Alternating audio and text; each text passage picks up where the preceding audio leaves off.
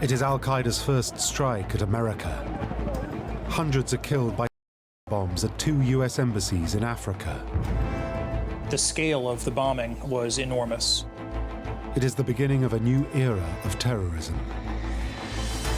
You can't really overstate the impact. This was the declaration of war on the United States. For the CIA, there's only one man who can hunt down the killers.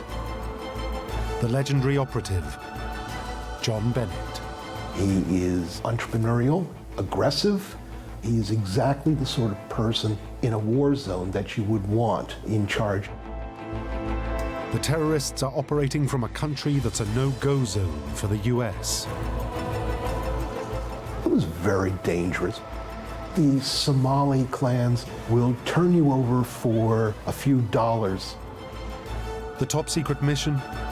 Infiltrate the most dangerous country in the world, deliver Operation Celestial Balance, and work with SEAL Team 6 to ensure that justice is done.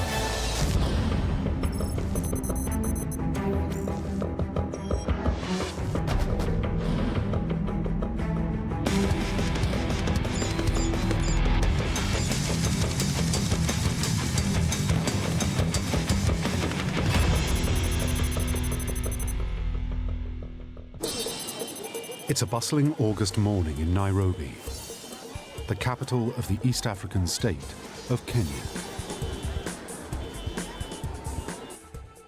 If it's famous for anything, it's for its world-class safari parks and pristine beaches. It's a part of Africa that doesn't often make the news headlines.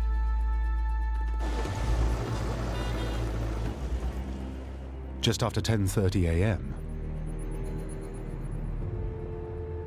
a truck drives up to the US Embassy. And instead of slowing at the barrier, it accelerates.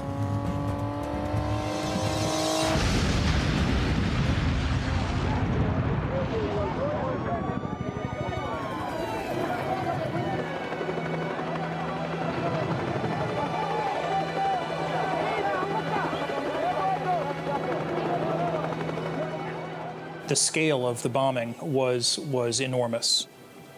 It was not only the explosive capacity which destroyed the embassy and nearby buildings, but the shockwave shattered glass for many, many blocks around.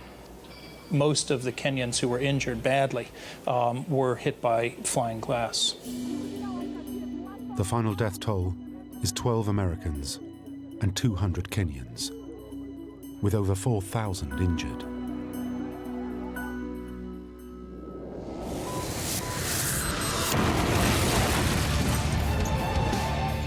Almost simultaneously, another suicide bomb explodes outside the US Embassy in Dar es Salaam, the capital of the neighboring country of Tanzania. Nothing has ever happened like this before to Americans in the region. It's an incomprehensible act that stuns the world. Our teams are on the ground in Africa. They are tending to the wounded. They are providing security. They are searching and finding evidence.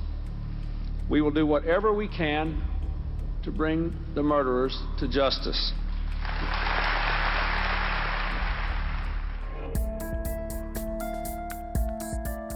To a handful of experts inside America's intelligence and security agencies, it's immediately obvious that the sophistication of an operation like this can't have come from locals working alone.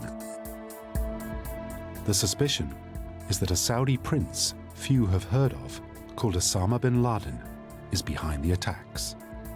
Earlier in the year, he declared a holy war on the US. And now it's clear he wants the world to know that America has an implacable enemy that will strike without warning. The 1998 embassy bombings were a turning point. Until then, Al-Qaeda had been a shadowy, behind-the-scenes presence. It wasn't really known to the public, wasn't widely known outside intelligence circles. You can't really overstate the impact. This was the declaration of war on the United States. The only explanation for the location of the attacks is the ease with which they can be carried out. Poor security, corruption, and easy targets like Western mass tourism make the country irresistible to a burgeoning terror organization. The embassy bombing revealed the fact that the East Africa Al-Qaeda cell found Kenya to be actually quite a permissive environment to work in. They had both aggrieved Muslim coastal populations that they could find some support from. They had opportunities, thanks to Kenya's corrupt political system and police, to operate with near impunity, and they had thousands of soft targets.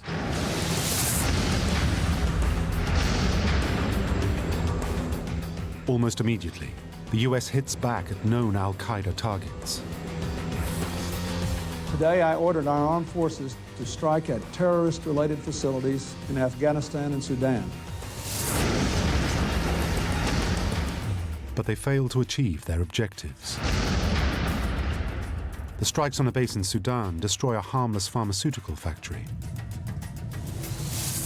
75 missiles hit 4 Al-Qaeda training camps in Afghanistan in an attempt to kill Osama bin Laden. But he's not in any of them.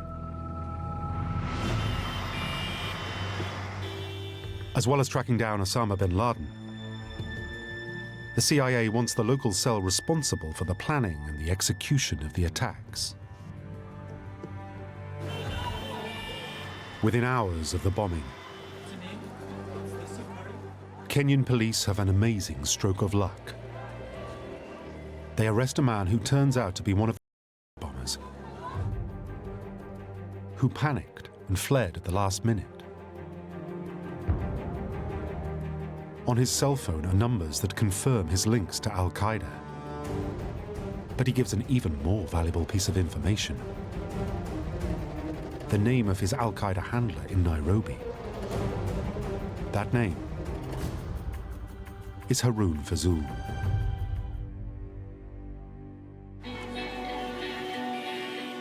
The CIA Nairobi station immediately get to work.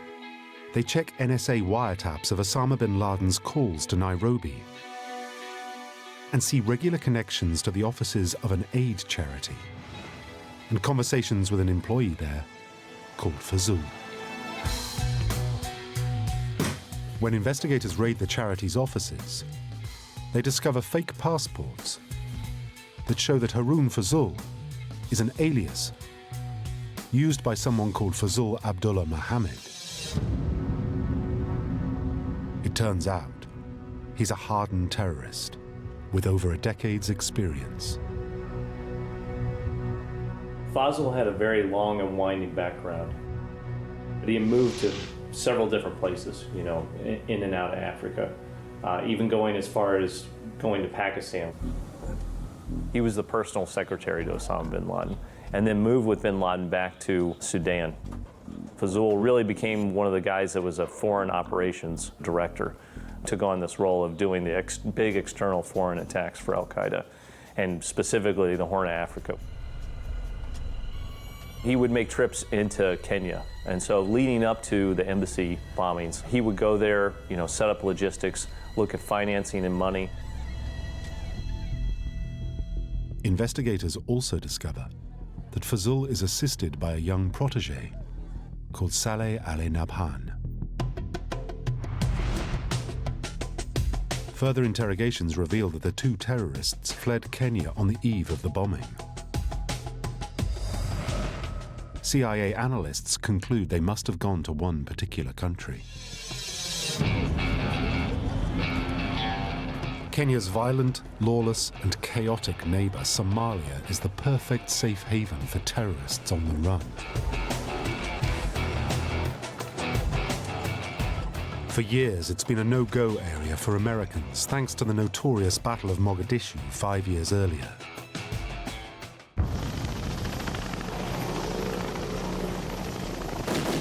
The shooting down of a Black Hawk helicopter and the drawn-out rescue attempt that followed led to massive American casualties. It later became known as Black Hawk Down. 18 U.S. Army Rangers were killed.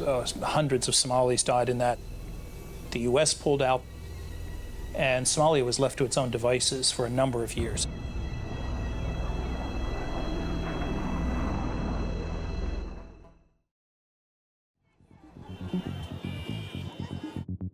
The CIA now realizes that going after Fazul and Nabhan means chasing them down to the one place where no commander wants to send his men. Somalia is a dead zone, where the US has no base, no friends, and no contacts. The assets that the US intelligence community had in Somalia were practically non-existent. When the US troops pulled out of Mogadishu in 1993, the CIA station went with them. That was the last CIA presence in the country. The CIA is virtually in the dark and will need to build an intelligence gathering operation from the ground up. Very difficult to go in there and really get any sort of intelligence going. There's not a lot of signals intelligence, so you really have to rely on human intelligence. And then the CIA makes another disturbing discovery. Because Kenya's Muslims distrust the US-backed Christian government, Al-Qaeda sympathizers straddle the border of Kenya and Somalia. It's a situation which suits the terrorists perfectly. The internal dynamics of Kenya really play to the strengths of guys like Fazul and Nabhan. So we partner with the Kenyan government, which is predominantly Christian and from the tribes of central Kenya, but the Kenyan Muslim coast has always been a minority and a somewhat oppressed minority. And because there is that division in that country, Nabhan and Fazul can move up and down the coast of Kenya and in these Muslim populations. Intelligence comes in that Fazul and Nabhan are most likely being protected by a Muslim fishing community on one of the many islands that dot the coast of Kenya. Fazul built networks both in Nairobi, especially in a neighborhood known as Eastleigh, which is a slum area of Nairobi, and he also did that up and down the coast of Kenya. He would move up and down through those locations and then move back into Somalia, and even there he would pick up Kenyans who he would train in Somalia, and they would move back into Kenya. That knew how to sort of naturally navigate these networks, I think, and it gave them a certain ability to move up and down the coast, where once it came time to execute an attack, they knew exactly how to do it, and they had a robust network to do that. Posing as fishermen and married into local families, the cell now starts making inroads into the ports of Somalia, building logistics and networks to enable their next attack. It turned out that the East Africa Al-Qaeda cell was using Somalia the same way a lot of business people were using Somalia, basically as the world's largest duty-free shop. The ports there, the seaports where you could move money men, materiel from beach to truck and into East Africa, no questions asked. The cell now have a presence in both countries and are able to switch at a moment's notice when it suits them, maximizing the proximity of a failed state to a land effectively defenseless from terrorism. What's different about Kenya as well as opposed to Somalia, especially for Al-Qaeda, is access to Western targets. To attack a Westerner from Somalia, they have to project a long way. They have to really build out an operation. You can't do that unless you have a support network in another country with access to targets. They could access Western targets there. They had a network that could support them, and they had a safe haven in Somalia that they could flee to. So Kenya became a right place for Fazul and Nabhan to essentially conduct attacks on the West. The CIA know that with all its resources and power, the US could send in troops and bring the terrorists to justice. But since the disaster of Black Hawk Down, nobody in Washington has much interest in tackling Somalia. Then one day in September 2001, all that changes.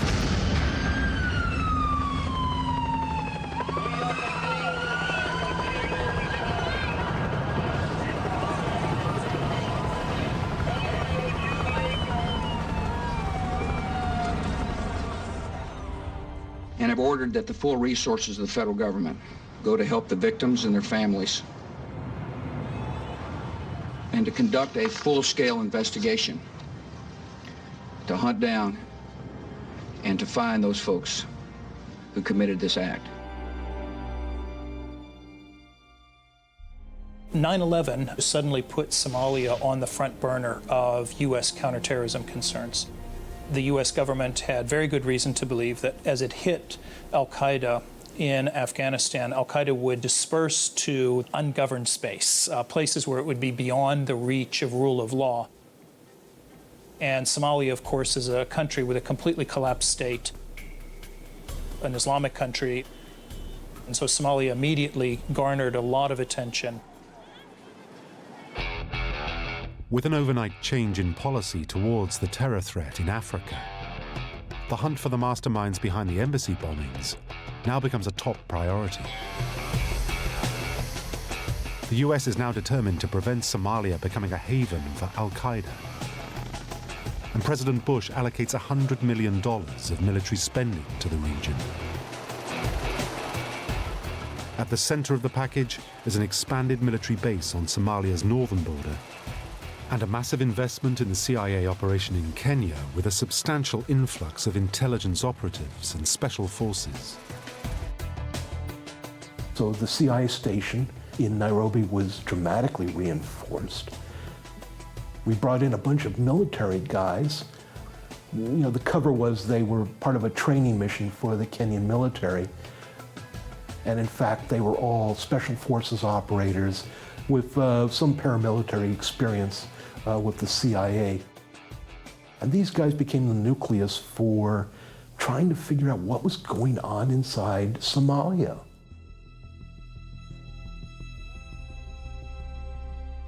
But all the spending in the world won't give the CIA the one thing they need most: intelligence on the location of Fazul and Nabhan.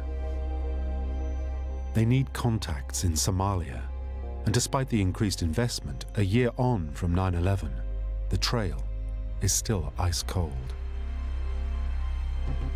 Kenyan intelligence and CIA analysts realize that they have no means of guessing where or when the terrorists might strike next.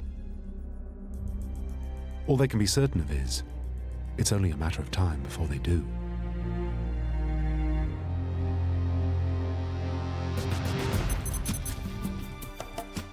One of the jewels of Kenya's tourist industry is its tropical coastline. And a much sought-after beach resort is the Paradise Hotel, near the busy port of Mombasa. It's popular with Israelis flying in from Tel Aviv for a week in the sun. It's the Jewish holiday of Hanukkah. Everyone is in festive mood.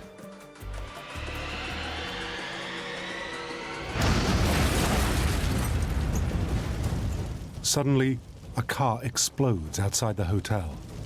16 people are killed, including 10 Kenyans and 3 Israelis. Many more are injured.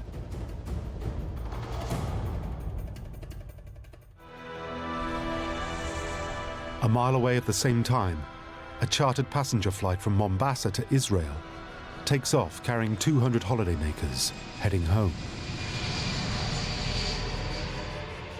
As it leaves the tarmac, 2 surface-to-air missiles streak towards the plane.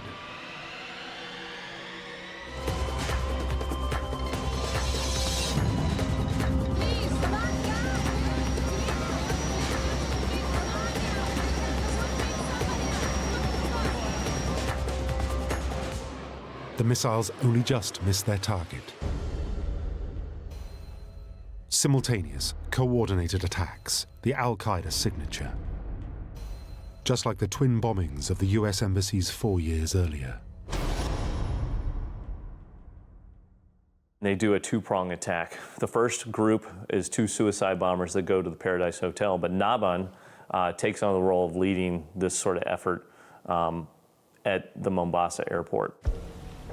Naban actually is the one who fires one of the missiles at the jet. Luckily, neither of the missiles actually hit the jet, but Naban sort of led that cell, and with that, he rejoins with the others. They move back to Somalia. And that was really the last time they were at least working in terms of operations there. For the CIA, an awful reality is dawning.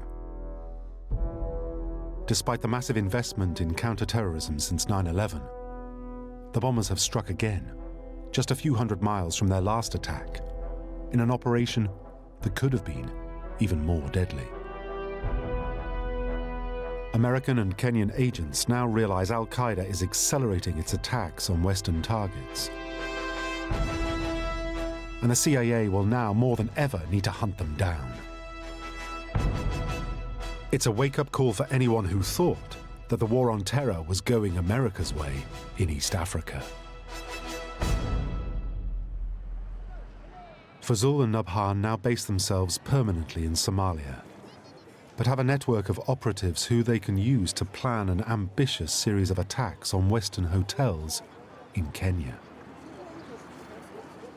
One of the low-level operatives that was arrested in Mombasa said that after the Paradise Hotel attacks, he was told to start casing hotels around Mombasa. And Fazul specifically told him to go around those hotels in Mombasa, and that the plan was essentially later on to come back and do another hotel-style attack. But he was seen again, a couple different times on the Kenyan coast coming back down. What you have to wonder is, was he doing reconnaissance essentially to conduct another attack in Kenya?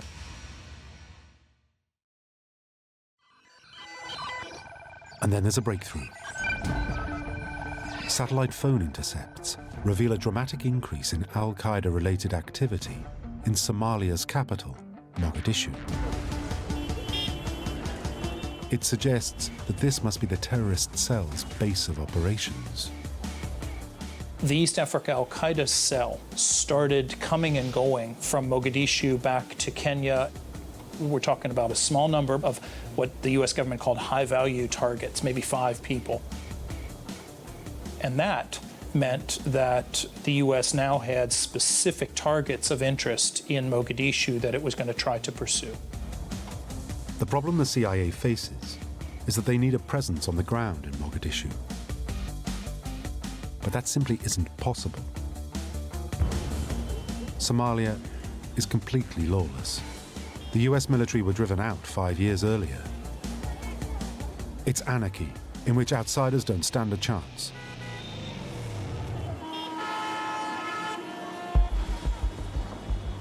Then critically important information comes to light.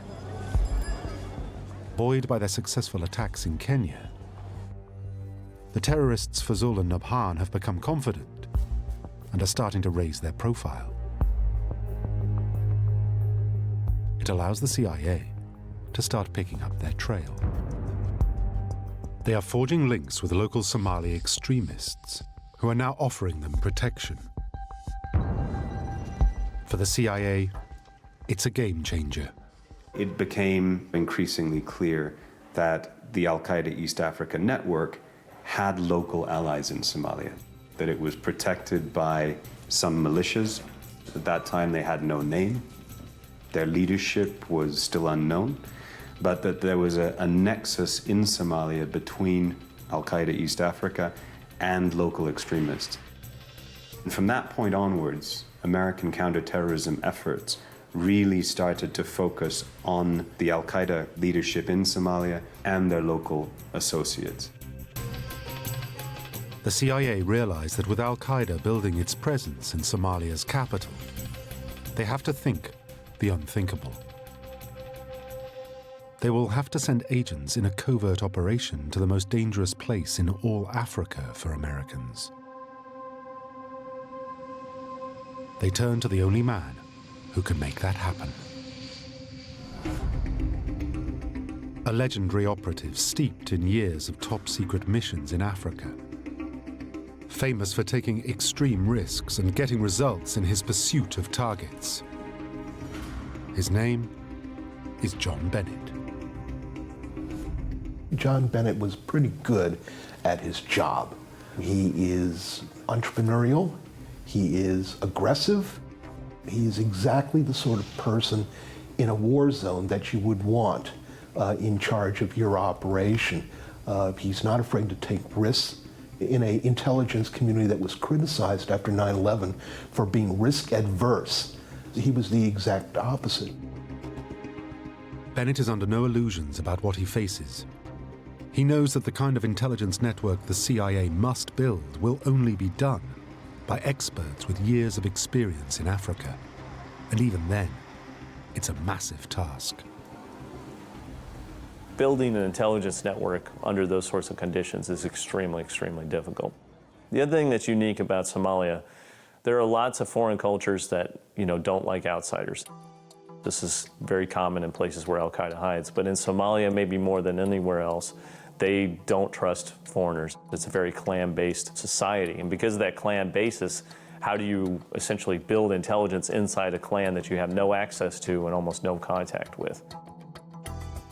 Operating out of the CIA station in Nairobi, Bennett now uses his years of experience working with African guerrilla armies and rebel militias to make a plan to infiltrate Mogadishu. He knows that not everyone in the capital is friendly to Al-Qaeda and the Somali extremists protecting them. If he can make an alliance with their enemies, he might be able to persuade them to help the US. But that means dealing with some of the most dangerous men in Africa. The notorious Somali warlords. Bennett now sends in his best operatives, carrying huge quantities of cash. The U.S. strategy to apprehend these high-value targets who were coming and going from Mogadishu was to outsource it. The U.S. government turned to the dance partners who were available at the time, a group of clan militia leaders, and in some cases some business leaders with large private militia to guard their properties, and paid them to try to apprehend these East Africa Al-Qaeda cell individuals. Bennett knows that the one thing that will win over the warlords is old-fashioned bribery. In Mogadishu, more than anywhere else, money talks. His strategy is simple. Cold, hard cash for the people and the intelligence he needs. The better the people, and the more useful the intelligence, the bigger the payoff. In a world where anyone will turn over anyone else for the right price, whoever has the most dollars calls the shots. It was very dangerous work. The Somali clans will turn you over for a few dollars just as easily as they will to cooperate with you. So Americans operating in that part of the country with these clan leaders, basically, you really took your life in your hands. Whatever access we thought we could get away with, we did. But we had no embassy, no diplomatic cover, no protection under international law if our personnel got caught. It was very dangerous work. Bennett's gamble with the warlords seems to work. Gradually, they start seizing suspects and turn them over to the CIA.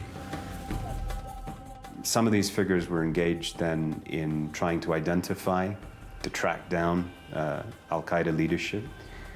And there began a process of apprehension of some of the suspects and rendition of some of the suspects. The only trouble is none of them are the Al-Qaeda bombers Fazul or Nabhan. But if Bennett can't get the people he wants, at least the new alliances with the warlords means he can put in a second line of attack. He turns to a top-secret unit in the CIA, purpose-built for penetrating the toughest environments in covert operations and delivering targets and intelligence. The Special Activities Division. They work with signals specialists called the Intelligence Support Activity. Under the protection of the warlords, they can operate right on Al-Qaeda's doorstep in the Somali capital. They have years of experience tracking insurgents in Afghanistan and are experts in building networks of local agents and informants.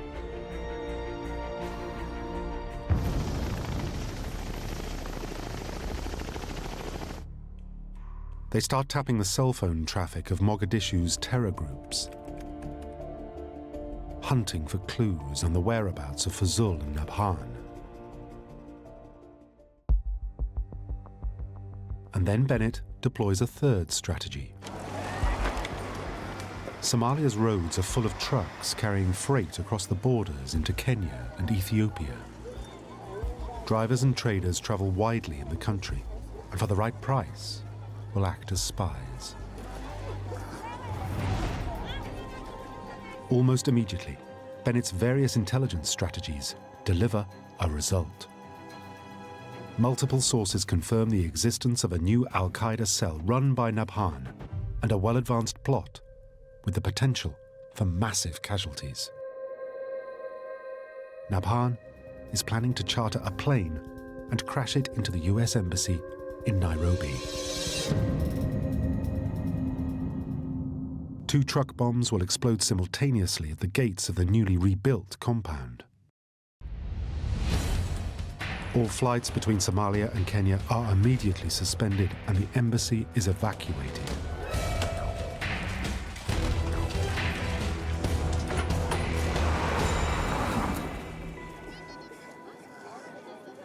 The plot is foiled, but it shows the CIA that Al-Qaeda is maturing into a determined and well-resourced operation, and its protection in Mogadishu is making it stronger every day.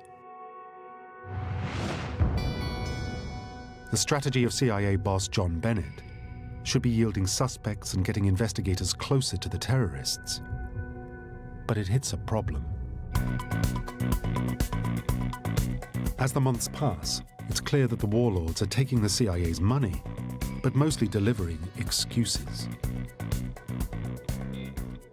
The individuals and the clans that they contracted with were not the same sub-clans that were hosting the high-value targets. And so they had great difficulty even moving into, much less reaching into and getting information on those neighborhoods. Secondly, these militia leaders weren't necessarily very interested in the risk involved in going into a safe house and grabbing some very valuable Al-Qaeda suspects at the expense of a rival clan, because it could trigger an entire clan war. It now looks like John Bennett is not getting value for money, and the warlords are treating the Americans with contempt. They know they hold all the cards, and the CIA have no one else to turn to in order to get the people and information they need. Over time, they were very happy to take the money from the US government, but weren't particularly engaged in apprehending these individuals, and that led to some growing frustration within the US government. And then there's a new problem. Bennett finds out that the warlords are now faking information and arresting innocent people just to keep the money rolling in. It's looking more and more like the cash payments are turning counter-terrorism intelligence into a business on the streets of Mogadishu. There were so many people involved, trading on information, selling intelligence, fabricating intelligence, arresting people on speculation that maybe this would be someone the US government would either pay money for or would have an interest in. The apprehension of Al-Qaeda suspects was deeply unpopular because warlords were not necessarily discriminating in who they arrested. Bennett's deals with the warlords are supposed to be a covert operation. But the word is spreading that their clumsy counter-terrorism operations are backed by the CIA. It's making the Americans even more unpopular on the streets of Mogadishu, which plays right into the hands of the extremists. The involvement of the CIA and possibly other parts of the US government with Somali militia leaders was an open secret. There are very few secrets in Somalia. And some of the warlords who were involved in these operations wanted it to be known that they were friends of the United States and would boast about it. So the nature of US support very quickly became clear that faction leaders were receiving cash payments that they were being given specialized equipment to help them gather intelligence and conduct surveillance on sites they believed were linked with Al-Qaeda. To complicate matters, Al-Qaeda and their protectors start a pushback against the CIA's bounty hunters, the warlords. Gang warfare erupts on the streets. You had warlords and militia leaders hunting Al-Qaeda figures and their local Somali affiliates. And on the other hand, the Somali militias associated with Al-Qaeda were starting to identify who was involved in counterterrorism operations and to target their pursuers. So there were reciprocal assassinations and attacks between members of these groups that started to escalate through 2004, 2005, with what effectively became a kind of dirty war in the streets of Mogadishu.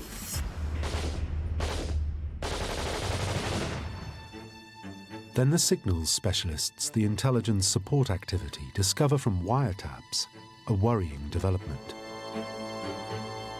Fazul and Nabhan's extremist Somali protectors are rapidly gaining numbers and strength in the capital.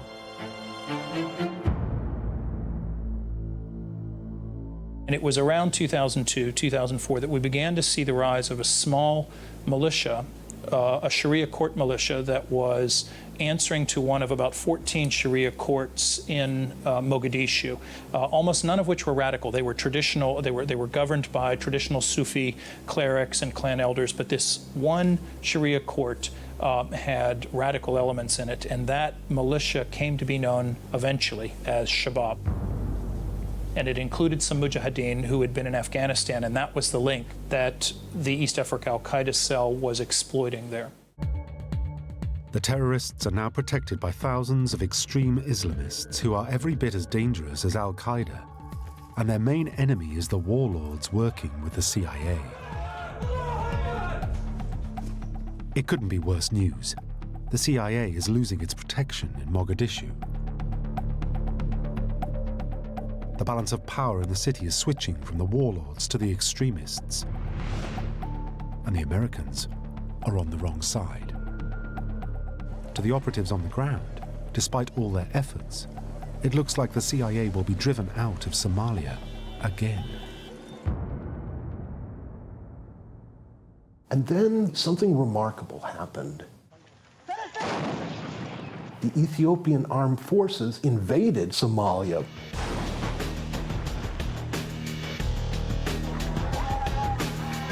Ethiopia, Somalia's Christian neighbor, is an ally of the US and more alarmed than anyone at the rise of the extremists in Mogadishu. Ethiopia was not going to tolerate the rise of an extremist Islamist group in Mogadishu. They had to rid themselves of this emerging threat.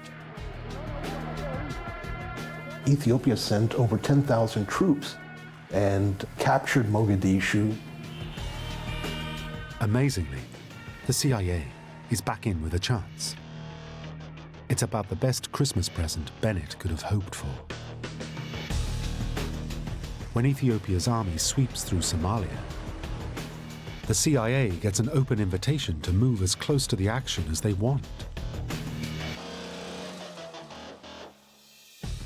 The CIA and its special forces now use the Ethiopian army to capture militants and start interrogating them. Before long, vital information comes to light. Fresh intelligence indicates that Al-Qaeda has relocated south to the one place they know they can defend. An island called Ras Kamboni. Ras Kamboni is a name given to both an island and a coastal area right on the Kenya-Somali border. It's very remote. It was a training base, certainly a spot for provisioning. We know that they were coming and going from that area. There's a functioning fishing business there, and they actually mention this in their documents, and they say, we have access to the port, it's good for trafficking and moving people, weapons, money, whatever it might be, and it's close to Kenya, it's only a few kilometers away. Strategically, Ras Kamboni couldn't be a better base. It's protected by swamps inland and is very hard to attack in a ground or sea assault. Analysts believe Fazul and Nabhan are hiding out here. This is the opportunity the CIA has been waiting for. When the Ethiopian army besieges the town, AC-130 gunships are sent in to hit the training camps with lethal force.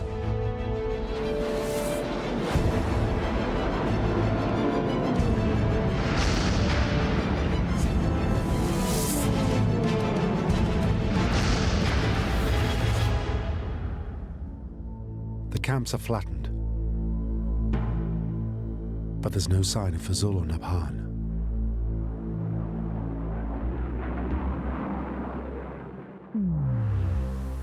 Once again, the Al-Qaeda leaders have slipped through the CIA's net. It's getting harder to avoid the conclusion that the only way to take out the terrorists is by putting boots on the ground and sending in special forces.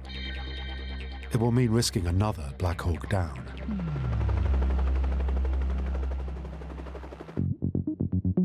Back in Mogadishu, an increasingly unstable political situation means the US is running out of time if it wants to find the bombers.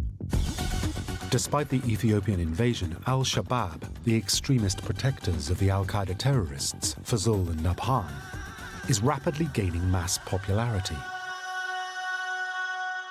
At this point, in early 2007, Shabaab morphs from a small, committed Islamist militia of about 400 mujahideen to a much larger movement involving thousands of Somalis who are supporting them tactically. They're supporting them to get the Ethiopian invasion out of Somalia. So Shabaab is in a position now where it captures the flag of anti-Ethiopian sentiment, which is fierce in Somalia. The CIA knows that Shabaab's power means that it will be increasingly hard to seize their allies Fazul and Nabhan. Then the CIA's Special Activities Division uncovers intelligence that the terrorists have hit a problem. A political crisis in Shabaab means they've started to fight amongst themselves. Fazul and Nabhan's protectors are losing their effectiveness. It might just expose the terrorists and give the CIA the chance it so badly needs. They have internal clan fighting going on within Shabaab. Who's going to be the leader? You know, who's in charge? Is it more about Somali issues, or is it about these foreign fighters that have come in from all over the world? The quarreling is forcing one of the bombers, the Al-Qaeda leader Saleh Ali Nabhan, to move more frequently to settle disputes and broker deals. This movement makes him an easy target for surveillance. The CIA quickly trace his safe house in the capital and start a round-the-clock watch. They learn that from time to time, Nabhan travels south of the capital, usually in a single vehicle, and he's lightly armed.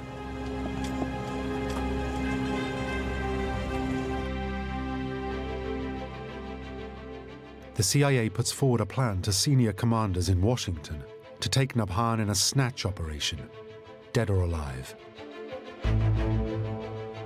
It's called Operation Celestial Balance. The US Fifth Fleet is directed to wait off the Somali coast. Silent, miniaturized surveillance drones are launched to watch the roads running south out of Mogadishu. Navy ships carry their own unmanned drones called Scan Eagles, very small drones which you can launch off the helicopter deck on the back of a frigate or a destroyer. And it's wonderful for doing covert surveillance work. It's quiet, it can stay in the air for upwards of 7 or 8 hours. CIA surveillance teams on the ground in Mogadishu report that Nabhan is on the move. And the alarm goes up in Washington. He'll be on the road for about 4 hours. At the Pentagon and the White House, officials assemble to discuss the options. The target area is out of range from the nearest drone base, which means a hunter-killer drone strike is not an option. A cruise missile attack runs a high risk of missing a vehicle on the move, and an AC-130 gunship can be evaded by such a small group. With the options narrowing fast, senior commanders in the Pentagon have to consider an operation in the most dangerous country in the world for American soldiers. Commanders insist that if men do go in, they must have the advantage of surprise. But Nabhan is traveling through open country. It's the worst environment for an ambush, so precision in locating him is critical. The raid would never have been launched unless we had really firm evidence of where Nabhan was physically located. There had to be real-time intelligence from drone reconnaissance.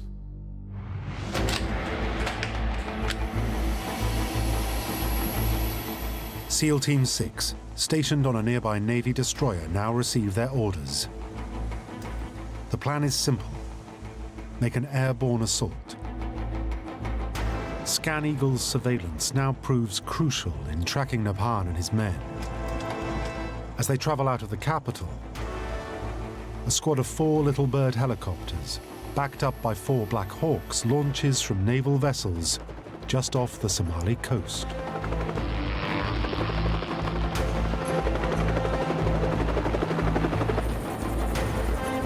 With a fix on Nabhan secured, SEAL Team 6 moves in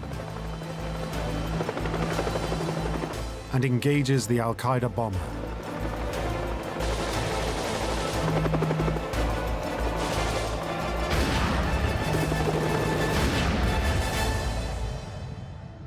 Killing him. And everyone with him.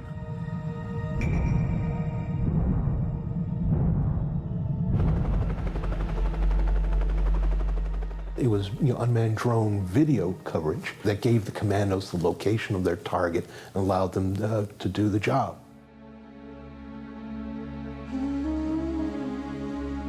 Nabhan's body is removed for formal identification and burial at sea.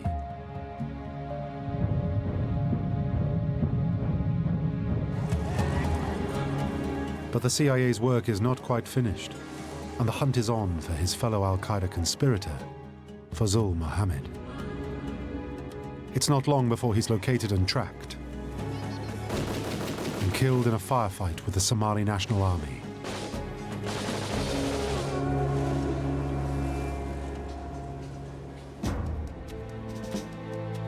With the 2 most wanted terrorists in Africa out of action, justice is done for the victims in the US embassy bombings. It marks a successful conclusion to Operation Celestial Balance and the removal of a major terrorist threat in East Africa. Somalia is closed down as Osama bin Laden's next refuge.